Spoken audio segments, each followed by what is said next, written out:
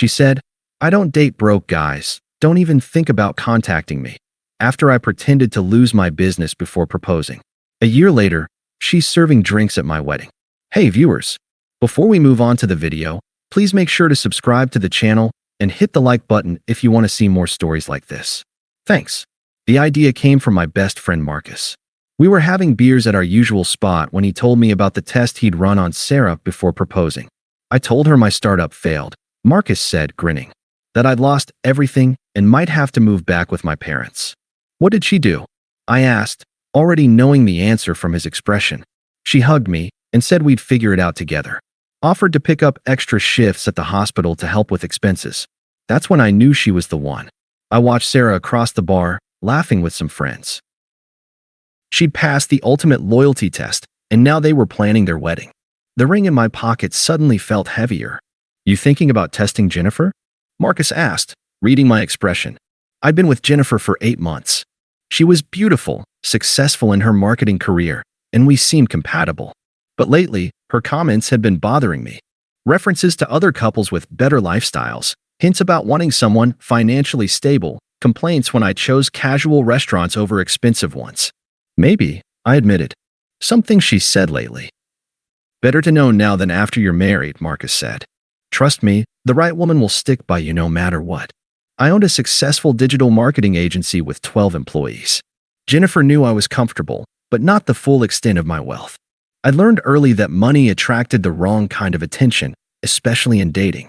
2 weeks later, I set the plan in motion. Jen, we need to talk, I said over dinner at her apartment. I'd deliberately chosen a modest restaurant that night, testing the waters. What's wrong? You've been weird all week, she said, scrolling through her phone. It's about the business. Morrison Industries pulled their contract. She looked up. Morrison was a fictional client I'd created, supposedly representing 70% of my revenue. They're taking their business to a bigger agency. I'm going to have to let most of my staff go, maybe close entirely. The change in her expression was immediate. The warmth drained from her eyes. How much are we talking about? She asked. I might have to declare bankruptcy.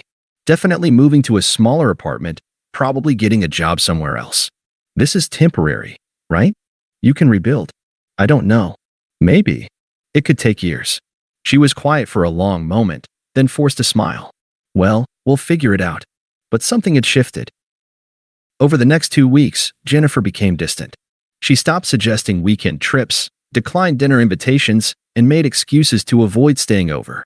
When I mentioned looking at smaller apartments, she said she was too busy to help.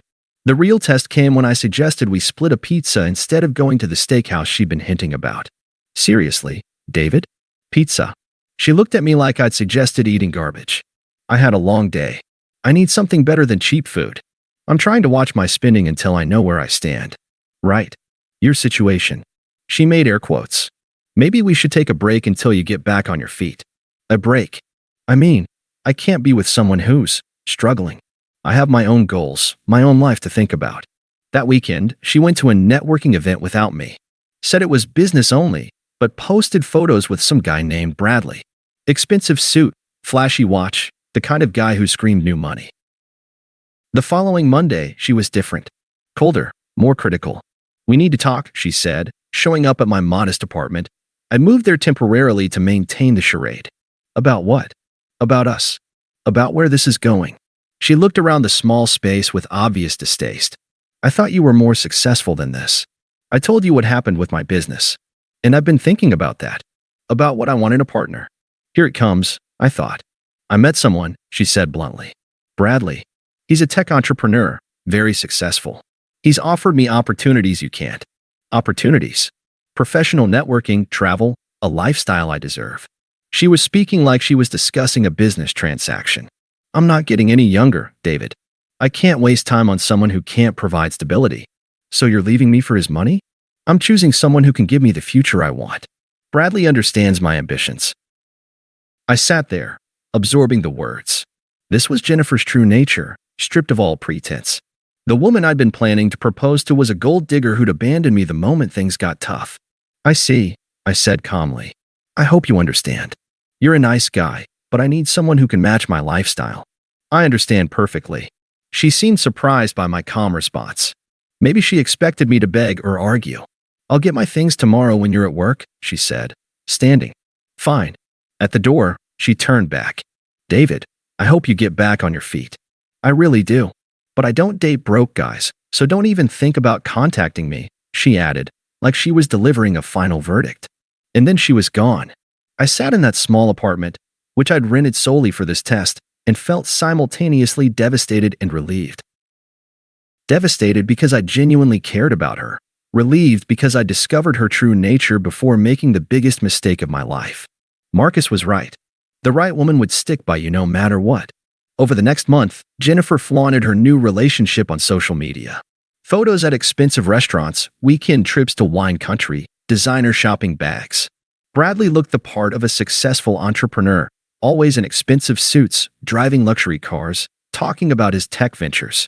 I focused on my actual business, which was thriving. The Morrison industry story was completely fictional, but the emotions were real. I learned something valuable about human nature, about loyalty, about the difference between loving someone and loving what they could provide. 3 months later, I was at a small coffee shop near my office when I noticed the barista. She was probably in her late 20s, with kind eyes and a genuine smile. When she handed me my coffee, our fingers brushed briefly. Thanks, Emma, I said, reading her name tag. You're welcome. You're here a lot. I make a mean cappuccino if you want to try something different. I'll stick with black coffee. I'm boring like that.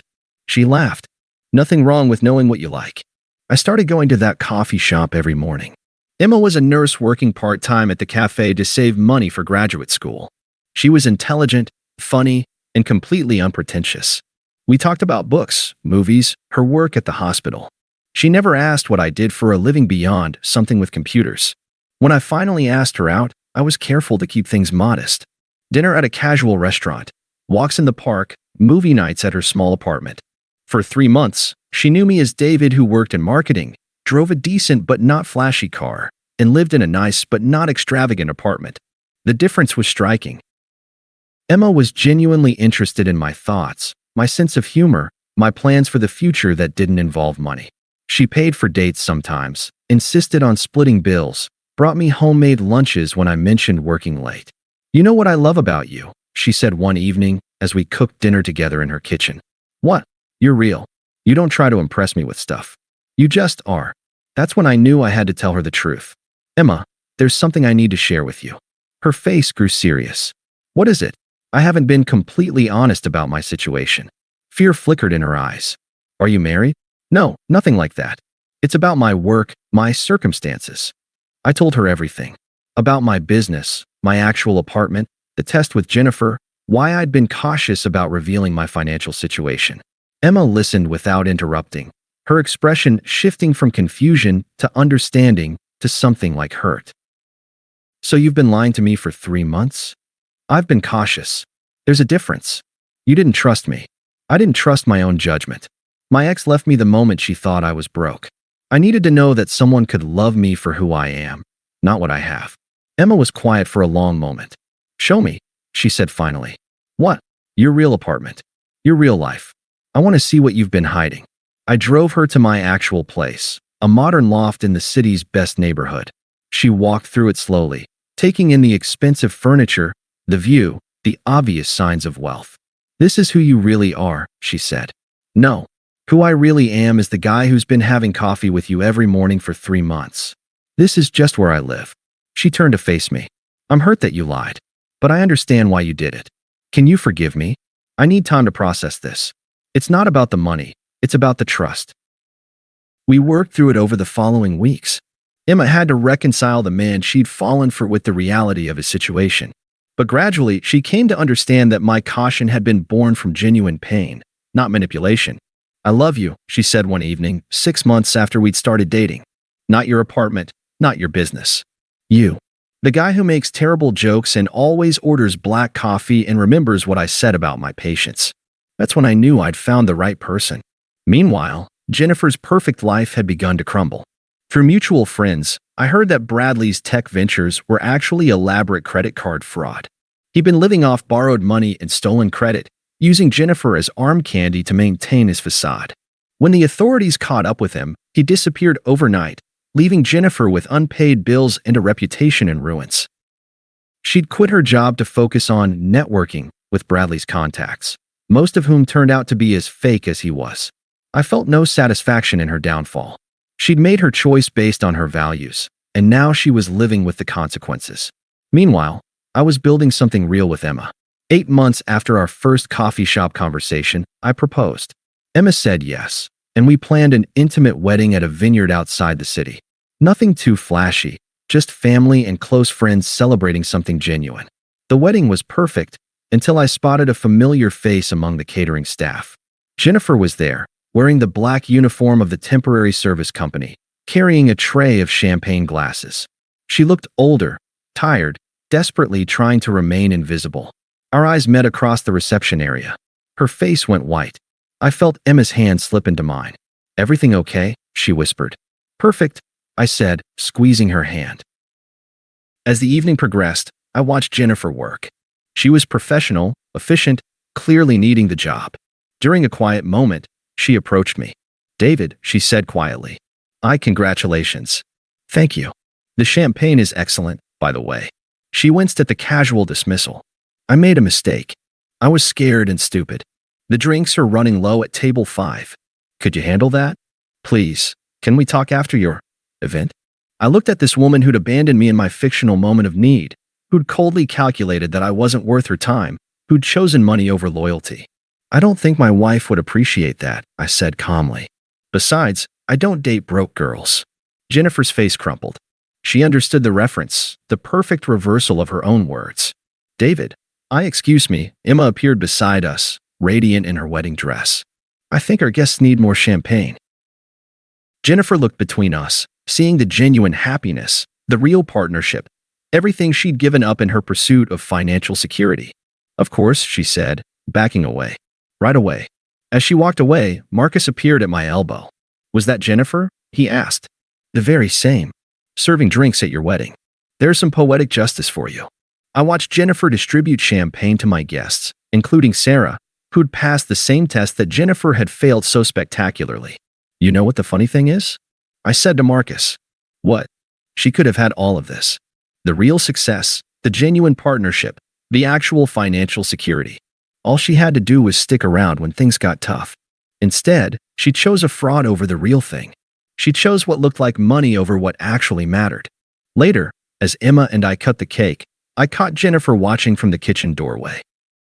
She looked like she finally understood what she'd lost, what she'd thrown away for the illusion of an upgrade. Emma noticed my glance. "Any regrets?" she asked softly. "About what?" "Her. This whole situation." I looked at my wife, intelligent, loyal, genuine Emma who'd loved me when she thought I was just a guy who worked with computers and drank too much coffee. "Not a single one," I said, and meant it. As we danced our first dance as husband and wife, I saw Jennifer clearing glasses from empty tables, working a job she never would have imagined taking a year ago. The woman who'd said she didn't date broke guys was now serving drinks at the wedding of the man whose loyalty she'd never bothered to test. The test had worked perfectly. It had shown me who Jennifer really was, and more importantly, it had led me to Emma, who'd loved me for all the right reasons. Sometimes the best revenge is simply living well, and finding someone who would choose you even when you have nothing to offer but yourself. Thanks for watching. Make sure to subscribe to the channel and hit the like button.